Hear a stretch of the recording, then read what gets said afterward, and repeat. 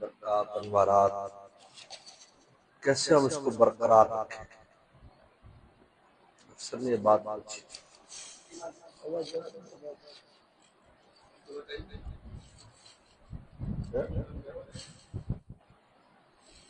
اور یہ بہت اہم موضوع اور اہم بات ہے کہ ہم ایک کام کر لیتے ہیں، کمائی تو کر لیتے ہیں، لیکن وہ کمائی بچتی نہیں ہے ہماری۔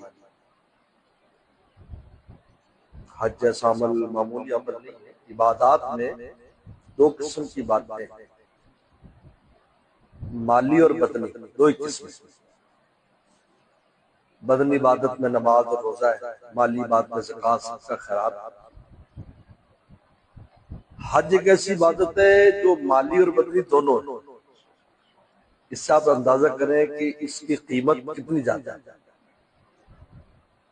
یہی وجہ ہے کہ زندگی میں ایک بار فرض ہے، زکوٰۃ ہر سال فرض ہے، رمضان ہر سال فرض ہے، نماز روزانہ فرض ہے، حج زندگی میں ایک بار۔ معلوم نہیں ہوا کہ حج اتنی اونچی عبادت ہے کہ اگر ایک بار زندگی میں حج کر لے تو اس کا نور جو ہے وہ زندگی بھر کے لیے کافی انف۔ نماز کا ایک نماز کے بعد دوسری نماز، ڈاکٹر صاحب اوپر آؤ جائے، نہیں بیٹھو نا، کرسی جب الاٹ کی جائے تو بیٹھنا چاہیے۔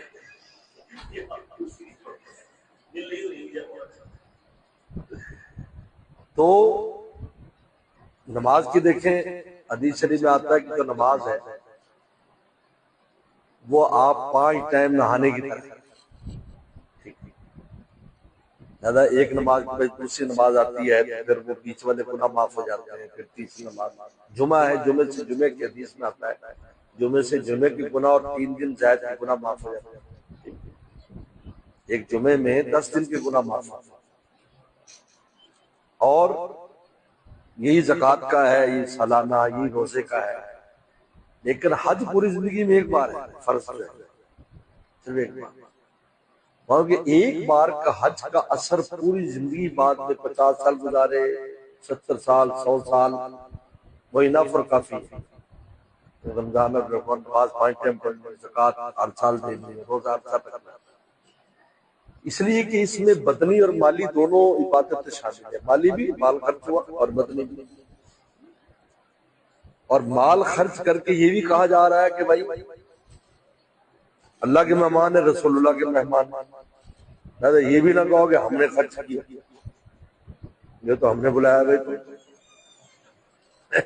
عجیب ہے نا، کیا شان ہے، خرچ بھی تم سے کراتے اور یہ کہنے کی اجازت نہیں کہ ہم نے کیا، ہم نے بلایا ہے بھائی، ہم نے تو بہت پہلے لبیک کہلوا دیا تھا اس لیے بلایا۔ اور پھر جیسے کہ میں نے پہلے بتایا کہ واپسی کی دعا میں غانمین کا، واپسی دعا ہے کہ جب مدینہ شریف سے روانہ ہو یا مکہ شریف سے آپ کا سفر ہو تو سالمینہ غانمینہ اذا وطانینہ۔ تو اس دفعہ حذیفی صاحب نے بھی یہ لفظ استعمال کیا عرفات میں، دعا دی، اے حاجیوں سلامتی کے ساتھ اور مال غنیمت کے ساتھ گھروں کو جاؤ۔ اور غنیمت کیا ہوتی ہے؟ جو جہاد پہ حاصل ہوتی ہے۔ تو معلوم ہے کہ آپ مجاہد تھے۔ نمبر 2، مال غنیمت کسی شے کا بدلہ نہیں ہوتا، مفت ہوتی ہے۔ لہٰذا جو خریداری کر کے لے جا رہے ہو یہ ہماری طرف سے مفت مال ہے، تم نے کوئی خرید نہیں، ہم نے اتنی شاپنگ کی، اتنے پیسے خرچ ہو گئے، ایسا نہ کہنا۔ یہ مال غنیمت لے جا رہے ہو بھائی۔ مال غنیمت میں کیا ہوتا ہے؟ مال غنیمت مفت ہوتا ہے، کیوں؟ اس لیے کہ جہاد کا تو اجر ملا ہے آپ کو، جہاد کا اجر ملا ہے۔ اس لیے حدیث شریف میں مجاہد کے لیے 3 درجے بیان کیے۔ نمبر 1 شہید ہو گیا، نمبر 2 اجر لے کے آیا، یعنی مال غنیمت نہیں ملا، نمبر 3 اجر اور مال غنیمت لے کے آیا۔ بخاری میں آتا ہے 3 درجے۔ تو لہذا حاجی یہ تیسرے درجے میں کہ اجر بھی لاتا ہے اور مال غنیمت بھی لاتا ہے۔ اتنی اونچی عبادت ہے، لیکن یہ بچے گا کیسے؟ اس کا نور جو ہے۔ اس دفعہ بہت سوال، جوان بچے جو لوگ تھے پوچھتے تھے کہ یہ حضرت یہ کس طرح ہم اس کی حفاظت کریں گے؟ میں نے کہا اس کی حفاظت صرف تقوی سے. تقوی فرض اسی لیے کیا ہے کہ تقوی محافظ ہے ایمان کا بھی اور ایمانیات کا بھی. یہ سب ایمانیات ہے. نیک اعمال ایمانیات کا حصہ ہوتے ہیں. ایک ایمان ہے جس کو حضور صلی اللہ علیہ وسلم نے پس سے تشبیہ دی ہے، اور اس درخت کے آگے شاخیں ہیں، وہ شاخیں یہ سارے اعمال ہیں. اس کی حفاظت تقوی سے ہوتی ہے. جس طرح پھلدار درخت لگائیں تو آپ نے دیکھا ہوگا کہ سردیوں کے اندر اس کو ڈھانپ دیتے ہیں کسی چیز کے ساتھ، بلکہ آپ نے دیکھا ہوگا آج کل تو یہ ٹیکنالوجی عام ہو گئی کھیتی باڑی کی. آپ نے دیکھا ہوگا کہ پلاسٹک کے بڑے بڑی غاریں سے بنا دی جاتی ہیں، اس کے اندر ٹماٹر پک رہے ہیں، اس کے اندر کھیرے پک رہے ہیں، اس میں اوپر سے چاہے برف باری ہو رہی ہو، اندر وہ سلامتی کے ساتھ ہر چیز محفوظ ہے. اور جب موسم کھلتا ہے، برف باری ختم ہوتی ہے، سردی ختم ہوتی ہے، تازہ ٹماٹر، تازہ بھنڈی، تازہ کدو، تازہ کھیرے اس میں سے آ رہے ہیں. اور وہ سردی کو بھئی یہی تقوی اسی کا نام ہے کہ آپ کے اعمال صالحہ کی وہ حفاظت کرتا ہے. اگر تقوی نہ ہو کوئی عمل صالح بچے گا نہیں. شیطان جو ہے اللہ تعالیٰ نے جو کے مقابلے پر وہ آیا تو اللہ نے اس کو بہت کچھ وہ بھی دے دیا. جا بھائی، انہوں نے کہا مجھے ہتھیار چاہیے، ہتھیار دیا. اور یہ اللہ کی آزمائش ہے. دیکھو دجال آئے گا، شیطان کے سب سے بڑا نمائندہ دجال ہے. اور آپ دجال کی وہ دیکھیں کہ اس کے پاس کیا کیا اختیارات ہیں. کیا کیا اختیارات؟ مردہ کو زندہ کر دیں، کھڑے ہو جاؤ،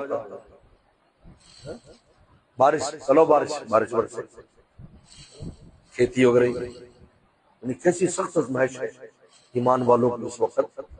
تو کہے گے یار سب خدائی اختیارات اس کے پاس. یہ آزمائش اسی کا نام.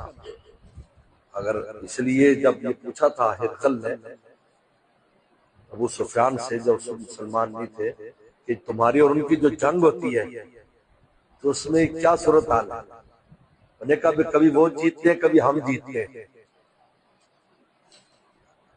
انہوں نے کہا کذالک الرسل، کا رسول اسی طرح ہوتے ہیں کہ وہ جیتتے بھی ہیں، ہارتے بھی ہیں، لیکن پھر انجام انہی کے ہاتھ میں ہوتا ہے. انجام ان کا والعاقبۃ للمتقین. یہ کیوں ہمارے حضرت نے ایک بار فرمایا ایسا کیوں کیا گیا؟ تاکہ اسلام کو جیتے ہوئے مذہب کے طور پر کوئی اختیار نہ کرے، حق مذہب کے طور پر اختیار کرے. ورنہ جیتی پارٹی میں لوگ چلے جاتے ہیں نا راتوں رات، اب فضا بدل جاتی ہے. یعنی کل تک جو کسی نعرے لگا رہے ہوتے ہیں، جب پتہ ہے کون جیت رہا ہے تو اگلے دن اس کے کیمپ میں بیٹھ ہوتے ہیں. جیتی پارٹی، یہ جیتی پارٹی والا مزاج اسلام میں نہیں ہے. یہ عاشقانہ مزاج ہے کہ بھائی عاشق ہو، انجام پہ نظر نہیں کرتے.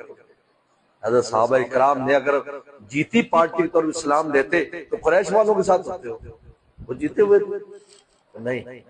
حق مذہبی لہذا اور کتنی قسم پرسی کی حال. اسی وجہ سے لکھا ہے، قرآن نے کہا ہے کہ فتح مکہ سے پہلے اور فتح مکہ کے بعد مسلمانوں کا فرق بیان کیا ہے کہ جو فتح مکہ سے پہلے جو ایمان لائے اور قتال کیا آدم و درجہ، ان کا درجہ بلند ہے ان سے جو فتح مکہ کے بعد. مفسرین نے اس کی وجہ کیا لکھی کہ فتح مکہ سے پہلے والے جو ایمان لانے والے تھے ان کے سامنے کوئی فیوچر نہیں تھا. ان کو جانے دینی تھی کیونکہ ہماری جانے مال بھی گیا، جان بھی جائے گا، بس یہ فیوچر ہے. لیکن فتح مکہ کے بعد ایک فیوچر سامنے آیا کہ بھائی اسلام کا جھنڈا مکہ شریف اور مدینہ شریف پر گڑ گیا ہے. اس فرق کو قرآن نے کہا. لیکن وہ کل وعد اللہ الحسنی، دونوں بہت اونچے مقام پر ہیں بعد والوں کے لیے کیونکہ دونوں صحابہ ہیں. لیکن ان میں فرق کیا جو فتح مکہ سے پہلے فتح مکہ، اور اس میں بھی بدریوں کو سب سے اول رکھا کیونکہ بدری ایسی جگہ جا کر ٹکرائے کہ جہاں ان کے بچنے کی امید ہی نہیں تھی. ان کا جان دے دیں ٹھیک ہے.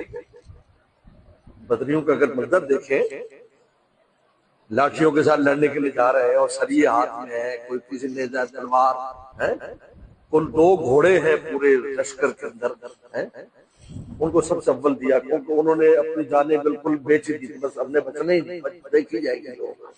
سیدنا صدیق اکبر جیسا انسان انہوں نے تلوار کو بس آج یا میں نہیں رہوں گا یہ فرمایا نہیں تو میرے پاس رہو، انہیں کہیں نہیں جانا، چل تلوار نیام میں رکھ میرے پاس کھڑے ہو، تیرے جانے سے تیری جدائی سے ہمیں غم ہوگا، تو میرے پاس کھڑا رہا۔ ان کو سب سے اول درجہ دیا۔ اس کے بعد کا جو درجہ دیا وہ حدیبیہ والوں کا تھا، تو اس وقت یہ کیفیت کہ وہ وہاں پہنچ گئے عمرے کے لیے، ادھر کفار پوری طرف کفار ہے، نرغے میں مسلمان، ان کا نہیں، اللہ سے وعدہ وسلم سے بیعت کی درخت کے نیچے، لقد رضی اللہ عنہ المؤمنین یبایعونک، کیونکہ اس وقت بھی انہوں نے کہا کہ بس ٹھیک ہے جان دے دیں، کوئی سمجھ میں نہیں آیا، کوئی آگے پیچھے، تو اللہ تعالی نے ان کو وہ چونکہ ان کے سامنے کوئی فیوچر نہیں تھا، ان کا جانے دے دیں گے اپنے، ٹھیک ہے، اللہ فرمایا اعظم درجہ کہ فتح مکہ سے اعظم درجہ، اس لیے اللہ نے اسلام کو جیتے مذہب کے طور پر قبول کرنے کا نہیں کہا، اس لیے ہر قسم کے حالات دیکھیں دنیا میں پیش آتے ہیں، مسلمان کبھی ایسے لگتا ہے کہ اسلام دنیا سے ختم ہو جائے گا، یہ آج تک ختم نہیں ہوا، یعنی آپ تاریخ اٹھا لیں اسلام کی، وہ قریشی جو شروع ہوئے وہاں سے، قریشی سب سے پہلے بدر میں ختم کرنے کے لیے، پھر خندق میں سب سے بڑی ان کی کوشش کی ختم کر دیں، وہاں سے لے کر تتاری اور یہ اور پھر موجودہ طاغوتی قوتیں، لیکن اسلام ختم نہیں ہوا۔ تو تقوی جو ہے یہ بچاتا ہے اس چیز سے، اور تقوی 3 چیزوں سے آتا ہے۔ نمبر 1 آپ کو خود ہمت کرنی ہوگی، اتقوا اللہ کا مطلب یہ ہے کہ خود ہمت کرو، اگر آپ خود نہیں چاہیں گے تقوی اختیار کرنا تو کوئی ایسی دعا نہیں ہے، کوئی ایسا وظیفہ نہیں ہے جو آپ کو متقی بنائے، آپ کو خود تقوی کے لیے قدم اٹھانا پڑے گا، اس کے لیے آپ کو تکلیف، اور تقوی میں نفس کو تکلیف ہوگی، اور نفس آپ کے جسم کا حصہ ہے تو آپ کو تکلیف محسوس ہوگی، لیکن میرے شیخ فرماتے تھے کہتے ہیں دل کو تکلیف ہو رہی ہے جی، اس برائی نہ کرنے پر دل کو تکلیف ہو رہی، تو میرے شیخ نے فرمایا نفس دل میں نہیں ہے، نفس مکھی کی طرح شیشے پر بیٹھی ہوتی مکھی تو اندر نظر آتے، لیکن جب یوں اڑاتے ہیں تو بیٹ چھوڑ جاتے اندر نہیں ہوتی، لہذا یہ آپ کے دل کو تکلیف نہیں ہے، یہ نفس کا، کیونکہ وہ ساتھ ہے تو لہذا وہ تکلیف محسوس کر رہا ہے اور کچھ نہیں ہے۔ کبھی ایسا ہوتا ہے، ڈاکٹر صاحب موجود ہیں، ایک ہمارے وہ تھے مرحوم ہو گئے تو ان کی ٹانگ کاٹ دی کینسر میں، تو کہتے جی میرے پاؤں میں درد ہوتا ہے، لیکن پاؤں تو ان کا بھائی نہیں، تو ڈاکٹر صاحب صحیح کہہ رہا ہوں کہ میرے پاؤں میں درد ہوتا ہے، تو یہ بھی اسی طرح نفس کو جو درد ہے وہ اس انداز میں درد کراتا ہے کہ آپ کو دل میں درد محسوس ہوتا ہے، وہ دل میں نہیں ہے، دل کو کیوں درد ہو بھائی، دل میں تو ایمان ہے، دل تو کچھ ہے، بدبخت سے اس نے تو دل کو تباہ کیا ہوا ہے۔ تو سب سے پہلے خود ہمت کرنی پڑتی ہے۔ نمبر 2 ہمت مانگنی ہے اللہ تعالیٰ سے، اللہ آپ مجھے ہمت عطا فرمائے کہ میں اس حضرت تھانوی فرماتے ہیں جس کا کوئی شیخ نہ ہو اللہ کے در پر گر پڑے، اللہ میاں میں کیسے میری جان چھوڑے بتائیے، میں اللہ مدد فرمائے، رستہ کھولے۔ اور نمبر 3 ہمت والوں سے کونوا مع الصادقین، ہمت والوں سے تعلق رکھو، وہاں سے ہمت لو۔ یہ پیٹرول پمپ ہے، آپ بتائیں جو پیٹھ کے اوپر کسی بھی، ہمارے شیخ فرماتے ہیں کسی کے پیٹھ پر ہزاروں گیلن تیل لدا ہو لیکن وہ اپنے چلنے کے لیے پمپ پہ آنا پڑتا ہے، حالانکہ اس کے پیٹھ پر تیل ہے جو آگے جا کے ڈیلیور کرے گا، لیکن اس کو خود چلنے کے لیے وہ پمپ پہ کھڑا ہے جی پائپ سے ڈالو۔ تو معلوم بھی ہوا کہ علم کہیں بھی انسان پہنچ جائے اور انسان کی معلومات کسی حد تک پہنچ جائے، لیکن معلومات انجن میں نہیں جائیں گی، دل کے انجن میں، جب تک کسی اللہ والے کے پمپ پہ نہیں آئے۔ اس لیے معلومات معمولات نہیں بنتی جب تک صحبت میں ملتی، معلومات تو ہے کس کو نہیں۔ ہمارے والد صاحب فرماتے تو علماء نے اپنا کام کر دیا۔ ایک فوجی آیا تھا صدر یو زمانے میں، کرنل صاحب، اس نے علماء کرام کو بہت وہ کیا، تو ہمارے والد صاحب بھی اس میں، والد صاحب بڑے غیرت والے انسان تھے، انہوں نے کہا مجھے بات کرنے دیں آپ، لوگوں نے کہا یہ صدر ایوب کا زمانہ ہے، فوجیوں صاحب نے بات آسان نہیں، فوراً فرمایا یہ عبدالایوب ہے، میں عبداللہ ہوں، یہ عبدالایوب ہے، میں عبداللہ ہوں، میں نے اللہ کا بات کرنا، ایسے فرماتے تھے، بڑے جری تھے۔ تو اس سے فرمایا کہ دیکھو ہم نے اپنا کام کر دیا، تم گاؤں سے ایک بکری چرانے والے لاؤ، اس کو پوچھو چوری حرام ہے یا حلال ہے، کہتا حرام۔ کس نے بتایا؟ صدر ایوب نے بتایا یا ہم نے بتایا؟ اس کو پوچھو زنا حرام ہے، کہ حرام ہے، تو اس کو کس نے بتایا؟ ان پڑھ آدمی، علماء نے بتایا۔ اب اس پر عمل کرنا تو تمہارا کام، یہ دندہ ہم کو دو، فرمایا دندہ ہم کو دو، ہم عمل بھی کرا لیں گے۔ یہ فرمایا معلومات ہیں لیکن معمولات نہیں، یعنی وہ عمل میں نہیں آتا۔ کیوں؟ پمپ پہ جا کے تیل لینا پڑتا ہے۔ کون ما صادقین، آج اس میں اتنی کوتاہی ہے، اس کو ضرورت نہیں سمجھتے، یہ ہماری زندگی کی ضرورت ہے۔ حضرت شاہ رحمۃ اللہ علیہ بڑی اہمیت سے فرماتے ہوئے پیر نہ بناؤ یار، کسی کو مشیر تو بنانا کہ جس کے مشورے سے آپ اپنی زندگی لائف گزارو، تاکہ وہ آپ کو مشورہ دے بھی کہاں سے وہ ہے۔ پھر میں نے وہاں پر مزدلفہ میں بات ہوئی تو میں نے تو ایک مثال دی ان کو، ایک بابا جی مجھے ملے کسی غیر ملک میں، یورپ کے کسی ملک میں، 70 سال عمر ہوگی۔ 70 سال کی عمر کا انسان اللہ اللہ کر رہا ہے، سب کچھ کر رہا ہے، لیکن بے چین ہے، کہتے مجھے چین نہیں۔ تو میں نے ان کے بیٹے سے کہا کہ میں خلوت میں ان سے بات کرنا چاہتا ہوں، میں ان سے خلوت میں کہا آپ تھوڑی سی اپنی لائف ہسٹری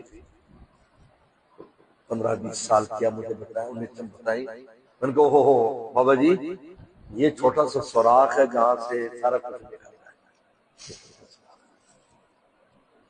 وہ حیران ہو گئے، میں تو کبھی خیال ہی نہیں، میں کہا اس سوراخ کو بند کرو، یہ مسئلہ ہے۔ آپ یقین مانیں کہ اس نے وہ سوراخ بند کیا، بعد میں تو آ گیا، تو بعد میں اس کے بچوں نے مولانا صاحب سے کہا جن کے ذریعے میں گیا تھا، انہوں نے کہا اتنے چین میں کبھی اب آپ کو نہیں دیکھا، اور بستر برگ پر مجھے یاد کر رہے تھے، تو ان کو میرا سلام کہنا، بس دنیا سے میں جا رہا ہوں، میرا سلام کہنا، میری زندگی آسان کر دی۔ تو آدمی کو پتہ بھی نہیں چلتا کہ کون سا سوراخ ہے جس میں سے سب کچھ ضائع ہو رہا ہے۔ ایک اور بزرگ تھے، ایک ڈاکٹر صاحب ہمارے ہیں پیڈز کے، یعنی یہ بچوں کے ڈاکٹر ہیں، بڑے ڈاکٹر ہیں، ریٹائر ہو گئے۔ ان کے والد صاحب بہت نیک آدمی تھے، وہ میرے پاس آئے، وہ کہا کہ ان کو چین نہیں، بے چینی کا اظہار کرتے، میرے پاس بیٹھے۔ ان کو میں نے ان سے یہی بات کہا کہ آپ کا مسئلہ پتہ کیا ہے، آپ بیعت ہو جائے کسی سے۔ میں نے ان سے ایسے کہا، تو تقریباً 80 سال ان کی عمر ہو گئی۔ تو ان کا اچھا، میں کہا آپ کی میں یہ کمی ہے، بس باقی سب ٹھیک ہے، آپ بہت ان سے معاملات کرتے ہیں، پوری 3 بجے سے ذکر اذکار کرتے ہیں صبح تک، لیکن آپ بیعت نہیں ہے، آپ بیعت ہو جائیں، اس کی کمی ہے۔ تو بیٹے سے کہا کہ ڈاکٹر صاحب سے کہا کہ حضرت مجھے انہیں سے بیعت کرا دیں۔ خیر میں نے بیعت کر لی۔ وہ ڈاکٹر صاحب کہتے ہیں کہ 2 سال زندہ رہے وہ، ڈاکٹر صاحب کہتے ہیں ہم نے کبھی اتنا چین میں والد کو نہیں دیکھا، اور دعائیں دیتے تھے کہ یار انہیں عجیب میرا مرض پکڑا ہے۔ کون ما صادقین، کبھی انسان کو پتہ ہے ہر طرح کا پرفیکٹ سمجھتا اپنے آپ کو، لیکن اس کو سوراخ کا پتہ نہیں چلتا جہاں سے سب کچھ ضائع ہو رہا ہے۔ مطلب تقوی ہمارے اس انوارات کا حفاظت کرتا ہے، جو حج کے نور ہے، نماز کا نور ہے، کسی چیز کا بھی نور ہے، تقوی حفاظت کرتا ہے۔ اور تقوی 3 چیزوں سے آتا ہے، اس لیے اللہ نے اپنی دوستی تقوی پر رکھی کہ میرا ولی وہ ہے جو تقوی والا۔ کیوں؟ اس لیے کہ تقوی دلیل ہے کہ نفس و شیطان سے آپ کی دوری ہے۔ تو جب نفس و شیطان اللہ کے دشمن ہے، جب دشمن سے دوری تو اللہ کیا حضوری، دشمن سے دوری اللہ کیا حضوری۔ بس ابھی میں نے حاجیوں سے کہا وہاں، میں نے کہا دیکھو حاجیوں تلبیہ پڑھتے جا رہے ہیں، تلبیہ لبیک لبیک، عرفات میں لبیک، منا سے شروع ہوئے عرفات مزدلفہ، ہمارا تلبیہ کب بند ہوگا؟ جب شیطان سے دشمنی کا اظہار کرے، پہلی کنکری ماری، اب تمہاری حاضری پکی ہو گئی، کیونکہ کرنے والے اعمال بھی کر لیے اور شیطان سے اظہار برات بھی کر دیا، اب تیری اور ہماری دوستی پکی، تمہاری حاضری لگی۔ اس سے پہلے حاضری نہیں شماری۔ عرفات جو سب سے بڑا رکن ہے، حاضری تلبیہ پڑھتے ہیں، مزدلفہ میں تلبیہ پڑھتے ہیں، 10 تاریخ کو تلبیہ جب پہلے ماری اب حاضری ہو گئی، کیونکہ صرف عبادت کر لینا کافی نہیں ہے، بلکہ نفس اور شیطان کے اثرات سے اس کو محفوظ کرنا۔ آپ پیسہ کماؤ اور پیسہ آپ کا چوری ہوتا رہے، آپ بتائیں کہے گا آپ مالدار ہو جائیں، کبھی مالدار نہیں سکتے۔ تو بہرحال اللہ کا شکر ہے، اس سفر میں اس سے بہت فائدہ ہوا، دوستوں کو بہت فائدہ ہوا۔ نے کہا جی ہمیں بات سننے آ گئی، میں نے کہا تقوی رہنے کی کوشش کرو، کوئی بھی نیک آدمی تمہارے علاقے میں ہو اس کے بعد اٹھنا بیٹھنا کرو۔ حضرت نے تو لکھا ہے، مفتی شیخ صاحب نے، اگر کہیں کوئی بزرگ نہیں ملتا، صاحب تربیت نہیں ملتا، تو کوئی بزرگ حاجی ہو اس کے پاس ہی بیٹھ جایا کرو، جب وہ جو بڈھا ہو جاتا نا تو اس کے بھی جذبات ختم ہو جاتے ہیں، شہوت، اس کے بھی نفس مر جاتا ہے، مگر وہ کسی کام کا نہیں ہے نا، نفس کیا کرائے گا بیچارے سے؟ نفس کچھ کرائے گا کہ چل بابا جی فلم دیکھو تو آنکھیں کام نہیں کرتا، بابا جی گانے سن تو کان کام نہیں کرتا، بابا جی عشق مشوقی کرو تو عشق مشوقی کے اسباب ہی ختم ہو گئے، تو اب اس کے جذبات ٹھنڈے ہیں، تو وہ ٹھنڈا جو ہے نا وہ بھی اثر انداز ہوئے گا، آپ کو فائدہ ہو جائے گا، آپ کا نفس اس سے عبرت لے لے گا۔ حضرت نے لکھا، مفتی شمس صاحب معرف القرآن میں لکھا ہے، یعنی صحبت کی اہمیت پر، اگر کوئی اللہ والا نہیں ملتا، کوئی ان کا غلام نہیں ملتا، تو تم کم از کم کسی بابے بزرگ کے پاس بیٹھ جایا کرو، اس کی صحبت سے تمہیں فائدہ ہوتا ہے۔ اللہ عمل کی توفیق عطا فرمائے۔